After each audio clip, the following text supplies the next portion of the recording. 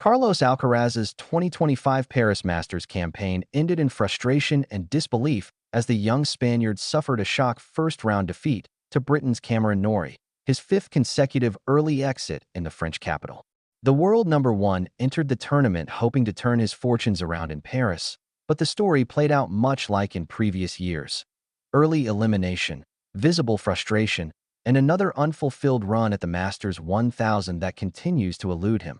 Coming off a 3-week break to recover from an ankle injury that had kept him out of Shanghai, Alcaraz was expected to return refreshed and ready to dominate. He looked sharp in practice and told reporters he felt physically strong and in rhythm. But once the match began, it became clear something was off. Even though he managed to win the opening set, his shots lacked precision and confidence. Even in the first set I won, I felt I could do much more than I did.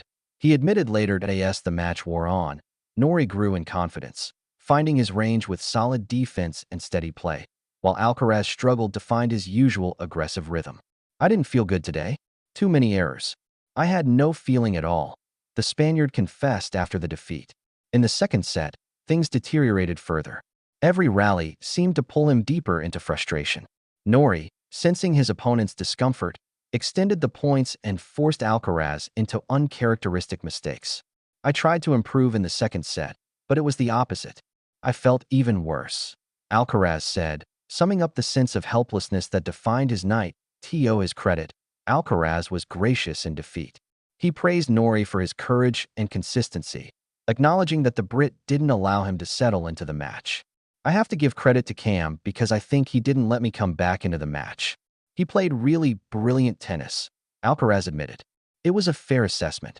Norrie, who had troubled him before in Rio, once again proved that when his defensive game clicks, he can challenge the best players in the world. The loss left Alcaraz visibly disappointed, but not broken. I'm very disappointed with my level today, but it is what it is, he said, making it clear that his determination to finish the season strong remains intact. With the ATP final still ahead, he has one last chance to end the year on a high note.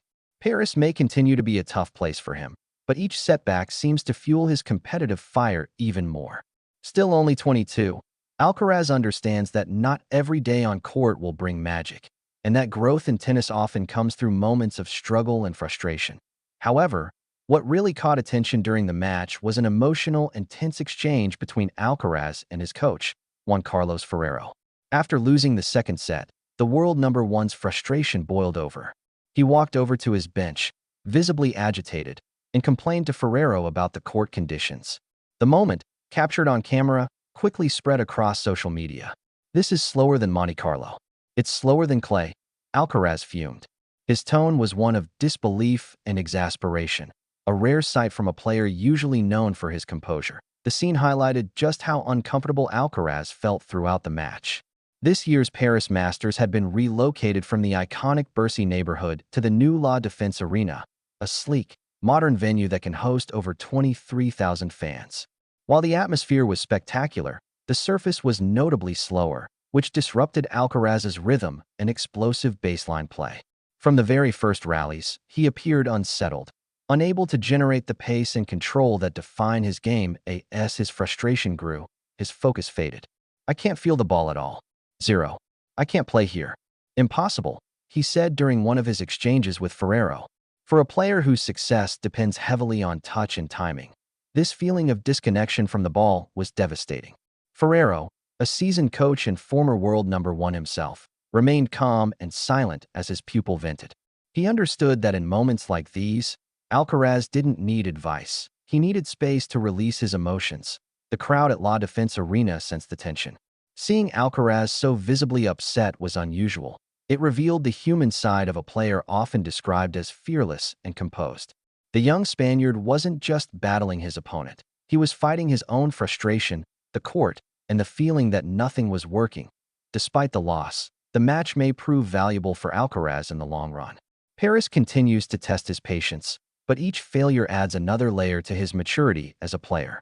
At 22, he's already achieved what many can only dream of: multiple Grand Slam titles, a world number one ranking, and global stardom. Yet the Paris Masters remains his unfinished chapter, The defeat to Nori was a reminder that even the best athletes encounter obstacles that challenge their confidence and composure. Alcaraz's willingness to confront these moments openly, rather than hide behind excuses, shows his growth mindset. "It's not the end of the world," he said later. "I'll use this to be better for the finals." For now, Paris remains his unsolved puzzle, a city where talent alone hasn't been enough. But if his career has proven anything, it's that every setback only strengthens his resolve. Tennis is as much a mental battle as a physical one, and Alcaraz's fire to improve burns as fiercely as ever as he heads into the ATP finals. His focus will be on rediscovering the freedom and confidence that define his best tennis. The Paris Masters might have left him empty-handed again, but it also revealed his deep hunger to evolve, the kind of hunger that often precedes greatness. Because in tennis, as in life, the biggest victories often come right after the hardest defeats. And for Carlos Alcaraz, Paris may have been another painful lesson, but it could also be the spark that ignites his next triumph.